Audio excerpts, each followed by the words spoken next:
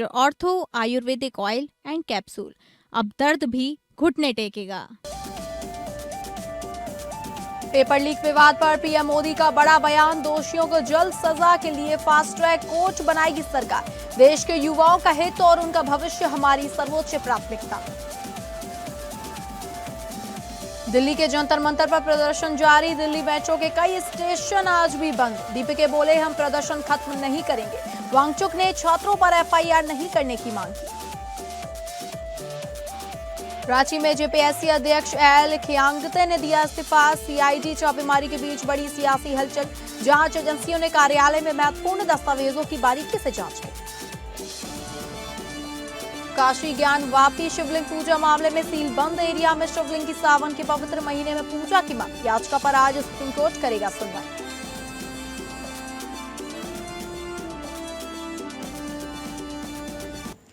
नमस्कार, आप सभी का बहुत स्वागत है और मैं हूं आपके साथ अंकिता सिंह। शुरुआत करेंगे बुलेटिन की बड़ी खबर का रुख करके, जहां पेपर लीक विवाद पर पीएम मोदी का बड़ा बयान, दोषियों को जल्द सजा के लिए फास्ट ट्रैक कोर्ट बनाएगी सरकार। देश के युवाओं का हित और उनका भविष्य हमारी सर्वोच्च प्राथमिकता है। प्रधानमंत्री नरेंद्र मोदी ने पेपर लीक मामलों पर सख्त कार्रवाई का भरोसा दिलाया। उन्होंने सोशल मीडिया प्लेटफॉर्म एक्स पर एक पोस्ट में लिखा कि देश के युवाओं का हित और उनका भविष्य हमारी सर्वोच्च प्राथमिकता है। पीएम मोदी ने कहा, पेपर लीक के सभी मामलों में दोषियों को जल्द से जल्द कठोर दंड देने, मामलों के त्वरित निस्तारण के लिए फास्ट ट्रैक कोर्ट का गठन किया जाएगा। उन्होंने बताया कि इस संबंध में संबंधित विभागों और अधिकारियों को जरूरी कदम उठाने के निर्देश दे दिए गए हैं। पीएम मोदी ने कहा, विद्यार्थियों के हितों को सुरक्षित करने के लिए सरकार द्वारा लिए जा रहे निर्णयों की श्रृंखला में से एक अहम कदम है। प्रधानमंत्री ने यह भी कहा कि युवाओं के भविष्य के साथ खिलवाड़ करने वाले किसी भी व्यक्ति को बख्शा नहीं जाएगा।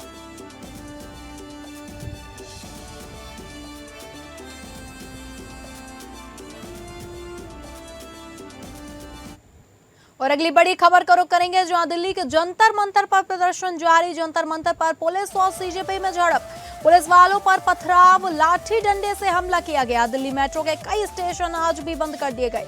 मोदी सरकार ने की बड़ी पहल, नीट पेपर लीक मामले में शिक्षा मंत्री धर्मेंद्र प्रधान के इस्तीफे की मांग। दीपिके बोले, हम प्रदर्शन खत्म नहीं करेंगे। अस्पताल से सोनम वांगचुक का वीडियो का संदेश। नीट पेपर लीक मामले में शिक्षा मंत्री धर्मेंद्र प्रधान के इस्तीफे की मांग को लेकर सड़क से संसद तक जारी संग्राम और तेज हो गया है। दिल्ली में जंतर मंतर पर कॉकरोच जनता पार्टी के विरोध प्रदर्शन के दौरान 2 जगह हुए पथराव में 2 सहायक पुलिस आयुक्तों समेत 6 पुलिसकर्मी चोटिल हो गए। प्रदर्शनकारियों को तितर बितर करने के लिए पुलिस व आरएएफ ने आंसू गैस के गोले दागे और लाठीचार्ज किया। कई प्रदर्शनकारी घायल भी हुए हैं। रात को मौके पर भारी पुलिस बल बुला लिया गया। देर रात जंतर मंतर पर आसपास के सड़कों पर भारी संख्या में प्रदर्शनकारी मौजूद थे और तनाव का माहौल बना हुआ था। इस बीच दिल्ली से शुरू हुआ आंदोलन अब अन्य शहरों में भी फैल गया है।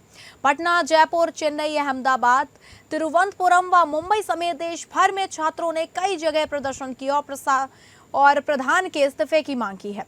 वहीं पुलिस पथराव करने वालों की पहचान में जुटी है। वहीं कॉकरोच जनता पार्टी 20 जून से जंतर मंतर पर प्रदर्शन कर रही है।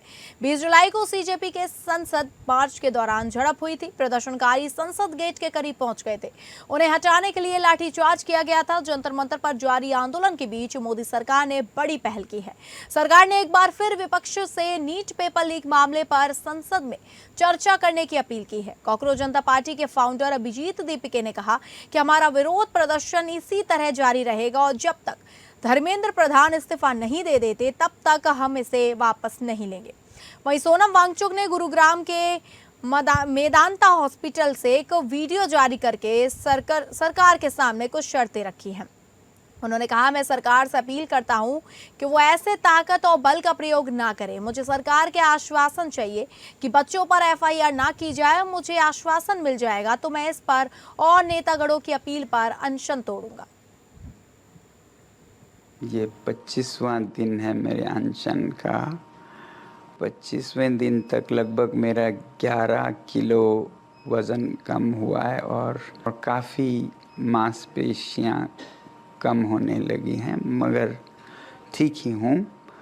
कल मैं रात को यहाँ गुड़गांव के एक निजी अस्पताल में लाया गया हूँ सफदरजंग से, और मैं दाद देना चाहता हूँ उन सभी छात्रों को जिन्होंने इतने शांतिपूर्ण तरीके से खुद पर लाठियाँ खाते हुए वापस कोई हमला ना करते हुए, हालांकि बहुत उकसाने पर भी और कुछ तत्वों को पत्थर फेंकने के लिए लाए जाने पर भी आपने सब्र से काम लिया।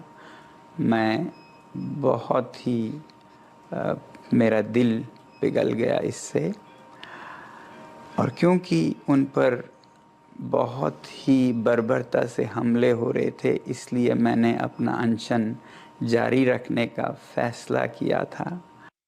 अगली खबर का रुख करेंगे। जो बड़ी खबर आ रही है, आपको बता दें कि नीट पेपर लीक पर जारी बवाल, सड़क से संसद तक संग्राम तेज। जेपी नड्डा ने विपक्ष को घेरा, पेपर लीक पर सरकार संसद में चर्चा को तैयार। राहुल गांधी ने छात्रों की तरफ से सरकार के सामने रखी 3 मांग। नीट पेपर लीक और छात्रों के विरोध प्रदर्शन को लेकर केंद्र सरकार पूरी तरह अलर्ट हो गई है।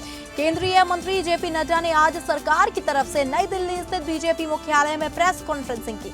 नीट पेपर लीक को लेकर जंतर मंतर पर हो रहे विरोध प्रदर्शन को लेकर केंद्रीय मंत्री जेपी नड्डा ने सरकार की तरफ से एक बड़ी प्रेस कॉन्फ्रेंस की है। मीडिया को संबोधित करते हुए उन्होंने कहा कि छात्रों के आंदोलन का राजनीतिकरण ना हो। पेपर लीक का मुद्दा जांच का विषय है, विपक्ष को इससे राजनीतिक फायदा उठाने की कोशिश नहीं करनी चाहिए।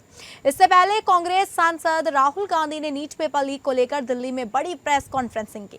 राहुल गांधी ने कहा कि मौजूदा शासन के तहत देश की शिक्षा प्रणाली में धांधली की गई है। साथ ही साथ छात्रों की तरफ से कांग्रेस सांसद ने सरकार के सामने 3 मांगे रखी।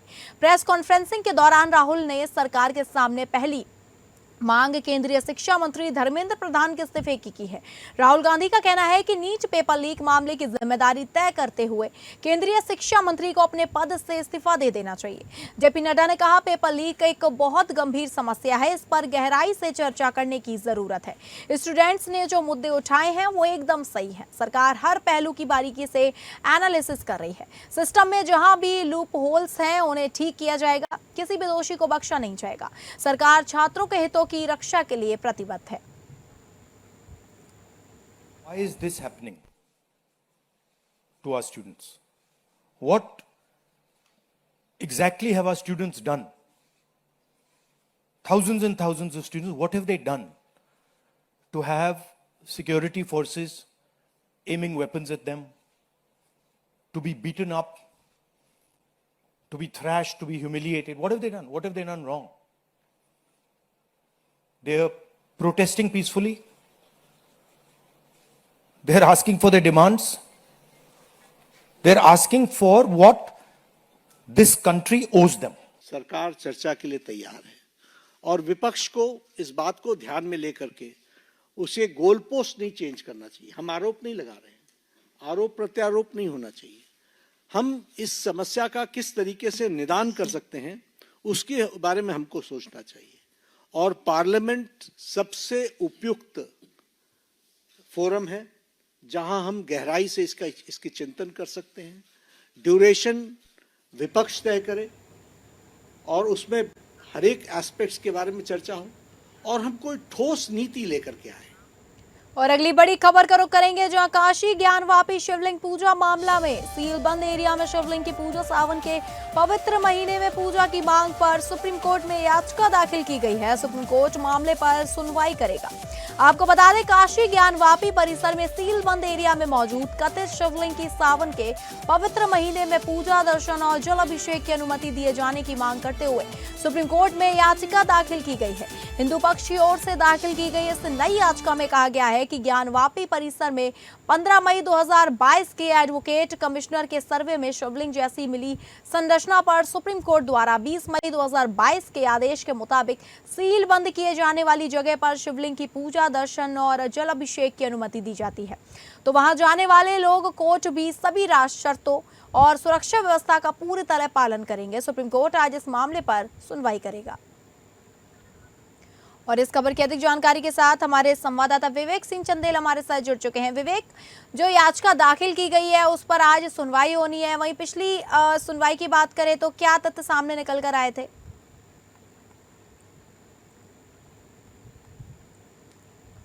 इन द सेंस एक अर्जी है जो कि पहले से पेंडिंग मामले 2023 का एक मामला है, उसमें ये अर्जी डाली गई थी, उस पर सुनवाई होनी है। ये पहली सुनवाई होगी। आज कोर्ट के सामने जो अर्जी हिंदू पक्ष की तरफ से लगाई गई है, उसमें ये कहा गया है कि चूंकि जो सावन का महीना होता है वह हिंदुओं के लिए बहुत पवित्र और माना जाता है। ऐसे में सावन के महीने में जिसको हिंदू पक्ष ये कहता है कि ज्ञानवापी परिसर में जो एडवोकेट कमिश्नर का सर्वे जो मई 2022 में हुआ था, उसमें एक आकृति मिली थी जिसको शिवलिंग मानते हैं, जबकि मुस्लिम पक्ष इसे फव्वारा कहता है। जब एडवोकेट कमिश्नर के सर्वे में ये चीज निकल के आई तो ये मामला सुप्रीम कोर्ट आया सीधे, और सुप्रीम कोर्ट ने उस पर्टिकुलर स्ट्रक्चर और एरिया जो कि मुस्लिम जहाँ पे वजू किया करते थे, उसको वजू खाना कहते थे, उसको प्रोटेक्टेड कर दिया था। वो तब से वो एज इट इज पड़ा हुआ था। अब हिंदू पक्ष का ये इस मामले में जो अर्जी दाखिल की गई है, 13 जुलाई को ये अर्जी दाखिल की गई है पहले से 2023 के पेंडिंग मामले में, और ये कहा गया है कि सावन के महीने में जो शिवलिंग मिला है, जिसको कथित फव्वारा कहा जाता है मुस्लिम पक्ष की तरफ से, उस शिवलिंग पर हमको जो सावन के महीने में पूजा अर्चना जलाभिषेक करने की अनुमति दी जाए। हालांकि जो हिंदू पक्ष है उसने एक बात ये भी कही है कि जो भी इस उनको अनुमति दी जाती है सावन के महीने में उस पर्टिकुलर प्लेस पे पूजा अर्चना और जलाभिषेक के लिए, तो जो कोर्ट के द्वारा शर्तें तय की जाएंगी और जो कानून और व्यवस्था के लिए जो प्रशासन शर्तें तय करेगा उन सबका पालन करने को हम तैयार हैं, बशर्ते कि हमको ये अनुमति दी जाए।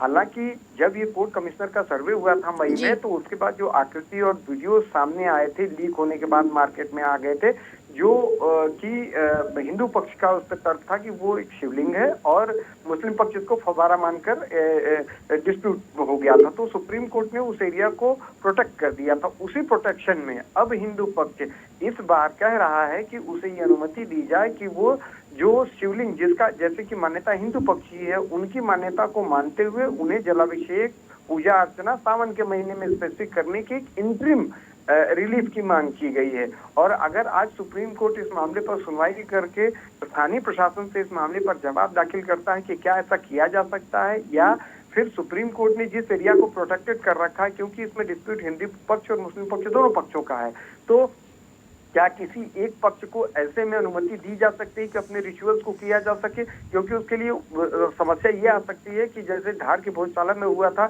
और जब इस मामले का निपटारा किया गया तो हाई कोर्ट की तरफ से कहा गया कि हिंदू पक्ष को वहां पूजा करने दी जाए, लेकिन मुस्लिम पक्ष को नमाज अदा करने के लिए उस परिसर से अलग जगह दे दी जाए, तो उस डिस्प्यूट को कम किया जा सकता है। लेकिन यहाँ पे हिंदू पक्ष का मानना है कि इस मामले में कोई अंतरिम आदेश उस पर्टिकुलर डिस्प्यूट पे न किया जाए, लेकिन जो शिवलिंग मिला है जो कि हमारी आस्था है उस पर हमें पूजा अर्चना करने का अधिकार दिया जाए पर्टिकुलर सावन के महीने तक के लिए। तो अब सुप्रीम कोर्ट के सामने सवाल आएगा जिसमें हिंदू पक्ष का तर्क और मुस्लिम पक्ष के लोगों को सुनने के बाद क्या कोई कोर्ट इसमें अंतरिम आदेश जारी करता है या नोटिस जारी कर इस मामले की अगली सुनवाई तय करता है, जिससे ये तय हो कि क्या हिंदुओं को। विवेक, आपका धन्यवाद जानकारी साझा करने के लिए।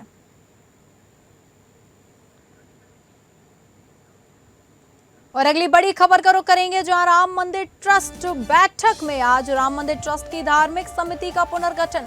राम मंदिर में अब नियुक्त होंगे नए सचिव और प्रवक्ता। अगले महीने सीईओ का चुनाव, गोविंद देवगिरी होंगे अध्यक्ष। 7 सदस्यीय समिति में 5 संत अयोध्या के हैं। ट्रस्ट में सचिव और प्रवक्ता की नियुक्ति का निर्णय लिया गया है। राम जन्मभूमि तीर्थ क्षेत्र ट्रस्ट में सचिव और प्रवक्ता की नियुक्ति की जाएगी। यह निर्णय मणिराम दास जी की छावनी में तीर्थ क्षेत्र ट्रस्ट की बैठक में किया गया। दुष्प्रचार एवं अतिरेकी आरोपों के बावजूद राम जन्मभूमि मंदिर में दर्शनार्थ आने वाले श्रद्धालुओं की संख्या बरकरार है। राम मंदिर ट्रस्ट की धार्मिक समिति के अध्यक्ष गोविंद देवगिरी होंगे, जो कि उनके पास अभी ट्रस्ट के कोषाध्यक्ष की भी पदभार है। बैठक में ट्रस्ट के खाली पदों को भरने और सीईओ की नियुक्ति को लेकर भी चर्चा हुई। श्री राम जन्मभूमि तीर्थ क्षेत्र ट्रस्ट ने धार्मिक समिति के पुनर्गठन का फैसला किया। नई समिति की अध्यक्षता ट्रस्ट के कोषाध्यक्ष स्वामी गोविंद देवगिरी करेंगे। 7 सदस्यीय समिति में 5 संत अयोध्या के होंगे। समिति मंदिर से जुड़े धार्मिक अनुष्ठानों और परंपराओं से जुड़े महत्वपूर्ण मामलों पर निर्णय लेगी। ट्रस्ट की बैठक में श्री राम जन्मभूमि तीर्थ क्षेत्र ट्रस्ट के अध्यक्ष महेंद्र गोपाल दास, कोषाध्यक्ष स्वामी गोविंद देवगिरी महाराज, अयोध्या के जिलाधिकारी शशांक त्रिपाठी और स्वामी कमल नयन दास समेत अन्य सदस्य मौजूद रहे। बैठक में ट्रस्ट के खाली पदों को भरने और सीईओ की नियुक्ति को लेकर विस्तार से चर्चा हुई।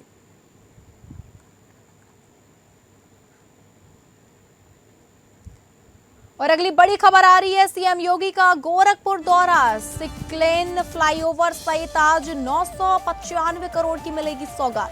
सीएम योगी 4 परियोजनाओं का करेंगे लोकार्पण, 10 परियोजनाओं का करेंगे शिलान्यास। आपको बता दें, मुख्यमंत्री योगी आदित्यनाथ आज गोरखपुर जनपद के पहले 6 लेन फ्लाईओवर सहित 995 करोड़ रुपए की विकास परियोजनाओं की सौगात जिले वासियों को देंगे। इनमें 813.52 करोड़ रुपए की 4 परियोजनाओं का लोकार्पण करेंगे। इसके साथ ही सीएम योगी के हाथों 181.77 करोड़ रुपए की लागत वाली 10 विकास परियोजनाओं का शिलान्यास होगा। लोकार्पण और शिलान्यास समारोह को समाहित करते हुए मुख्यमंत्री की जनसभा 6 लेन फ्लाईओवर के समीप देवरिया बाईपास पर होगी। लोकार्पण की 2 परियोजनाएं रोड कनेक्टिविटी और यातायात सुगमता को नई ऊंचाई देने वाली हैं। इनमें से एक टीपी नगर पैडलेनगंज मार्ग पर 2.6 किमी की लंबाई में बने 6 लेन फ्लाईओवर को अंतर जनपदीय कनेक्टिविटी के लिहाज से गोरखपुर की एक बड़ी उपलब्धि माना जा रहा है। इससे होकर लखनऊ, वाराणसी, प्रयागराज, आजमगढ़, कुशीनगर, देवरिया, बिहार, महराजगंज और नेपाल तक आने वाले वाहनों को काफी सहूलियत मिल जाएगी। और इस खबर की अधिक जानकारी के साथ हमारे विशेष संवाददाता आनंद सिंह हमारे साथ जुड़ चुके हैं। आनंद, जिस तरीके से सीएम योगी लगातार काम कर रहे हैं विकास की ओर, प्रगति की ओर, और अब 995 करोड़ की सौगात दी है 6 लेन फ्लाईओवर, तो ये कहां से कहां तक फ्लाईओवर है और इसमें कुल कितना खर्च हुआ है, बनाने में कितना समय लगा है? बिल्कुल, देखिए दूसरा दिन है मुख्यमंत्री योगी आदित्यनाथ के गोरखपुर दौरे का। कल भारतीय जनता पार्टी का जो बूथ अध्यक्ष सम्मेलन था उसमें उन्होंने हिस्सा लिया था, और आज उनके जो कार्यक्रम है उसमें जो अभी आपने जिक्र किया कि 6 लेन फ्लाईओवर सहित 995 करोड़ रुपए की सौगात गोरखपुर के लोगों को मुख्यमंत्री आज देंगे। इसमें लोकार्पण का भी काम है और साथ ही साथ शिलान्यास का भी काम है। तमाम जो योजनाएं मुख्यमंत्री आज शुरू करेंगे। टीपी नगर से पैडलगंज मार्ग पर करीब 2.5 किलोमीटर से अधिक लंबा फ्लाईओवर और इसी पर जो है 4 लेन सड़क का निर्माण किया जाएगा। ये एक बड़ा इवेंट रहने वाला है जिसका मुख्यमंत्री आज शुरुआत करेंगे, और साथ ही साथ तमाम अन्य परियोजनाएं हैं। करीब 10 विकास परियोजनाओं का वो शिलान्यास करेंगे और तमाम विकास परियोजनाओं का लोकार्पण भी करेंगे। अगर ये देखा जाए तो कर्मभूमि रही है, क्षेत्र रहा है मुख्यमंत्री योगी आदित्यनाथ का, लगातार यहाँ पर आते रहे हैं और इसी क्रम में लगातार उसको सौगातें देते रहे। श्रमजीवी महिला छात्रावास हो, चाहे राजकीय पॉलिटेक्निक महिला पॉलिटेक्निक में सेंटर ऑफ एक्सीलेंस हो, नंदानगर शमशेर गेट मार्ग पर अंडरपास हो, विद्यालय चौक के पास साइंस म्यूजियम हो, इन तमाम चीजों का मुख्यमंत्री आज शिलान्यास करने जा रहे हैं। और साथ ही साथ जो टीपी नगर पैडलगंज का 4 लेन सड़क है उसका आज लोकार्पण करेंगे। ये एक बड़ा इवेंट आज मुख्यमंत्री योगी आदित्यनाथ का यहाँ पर रहने वाला है गोरखपुर में। ठीक है आनंद, आपका धन्यवाद जानकारी देने के लिए। और अगली बड़ी खबर आ रही है झारखंड से, जहां रांची में जेपीएससी अध्यक्ष का इस्तीफा। सीआईडी छापेमारी के बीच बड़ी सियासी हलचल, जांच एजेंसियों ने कार्यालय में महत्वपूर्ण दस्तावेज खंगाले। आपको बता दें, झारखंड लोक सेवा आयोग के अध्यक्ष एल खियांगते ने अपने पद से इस्तीफा दे दिया है। उनके इस्तीफे के बाद राज्य के प्रशासनिक और राजनीतिक गलियारों में चर्चाओं का दौर तेज हो गया है। हालांकि उनके इस्तीफे के कारणों को लेकर अभी तक कोई आधिकारिक जानकारी सार्वजनिक नहीं की गई है। मंगलवार को सीआईडी और रांची पुलिस की संयुक्त टीम ने जेपीएससी कार्यालय में अचानक छापेमारी की। कार्रवाई के दौरान पूरे कार्यालय परिसर को सुरक्षा घेरे में लेकर जांच शुरू की गई, जिससे कर्मचारियों और अधिकारियों के बीच अफरा तफरी का माहौल बन गया। जांच एजेंसियों ने कार्यालय में मौजूद महत्वपूर्ण दस्तावेजों, फाइलों और अन्य अभिलेखों की बारीकी से जांच की। साथ ही कई अधिकारियों, कर्मचारियों से पूछताछ भी किए जाने की जानकारी सामने आई है।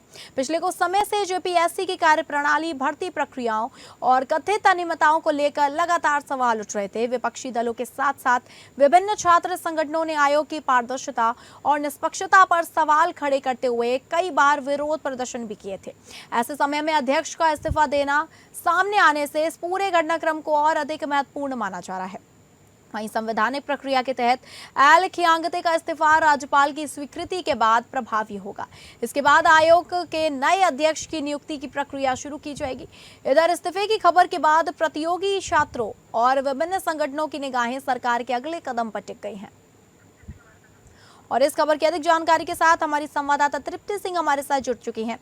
तृप्ति, जिस तरीके से जांच एजेंसी कार्यालय पहुंची और पूरी छानबीन की दस्तावेजों को, और उसी दौरान जो है जेपीएससी अध्यक्ष ने इस्तीफा दे दिया, तो कहीं ना कहीं ये किस ओर इशारा करता है?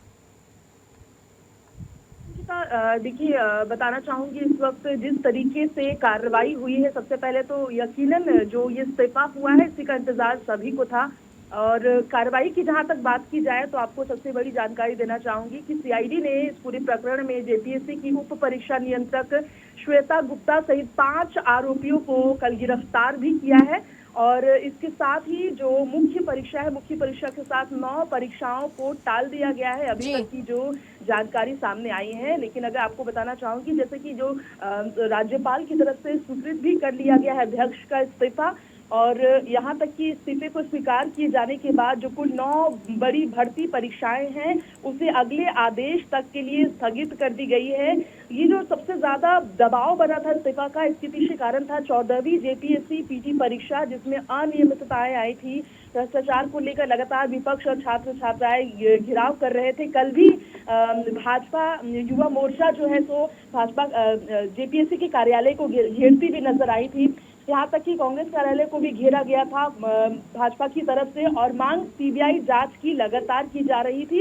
अब बताया जा रहा है कि जो राज्यपाल है उन्होंने स्वीकार कर लिया है। एल खियांगते जो अध्यक्ष है उनका इस्तीफा उन्होंने ईमेल के जरिए अपना इस्तीफा राजभवन में भेजा था, जिसके बाद राज्यपाल ने इस्तीफा को स्वीकार किया। और ये भी बताया जा रहा है कि अगले लगातार विवादों में रहने वाले आयोग की जो भी परीक्षाएं हैं जो घिरे हुए थे, उसे लेकर अध्यक्ष की कार्यशैली को सवालों में घेरा गया, जिसके कारण प्रशासनिक देखा जाए तो दबाव भी था, सरकार पर भी दबाव था, जिसके बाद उनका ये इस्तीफा स्वीकार किया गया है।